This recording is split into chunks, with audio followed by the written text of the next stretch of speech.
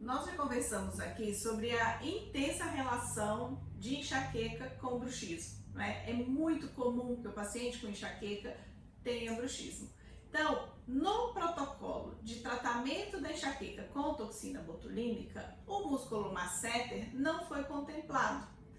Mas, no dia a dia, na nossa vivência, na nossa experiência, o que a gente vê é que muitas vezes se faz necessária a aplicação de toxina botulínica também no músculo masseter, uma vez que, melhorando a enxaqueca, o bruxismo pode permanecer. E aí é a hora que a aplicação no músculo masseter leva esse paciente a uma diminuição dessa contratura, dessa musculatura, fazendo com que ele diminua esse apertamento ou esse deslizamento sobre os dentes.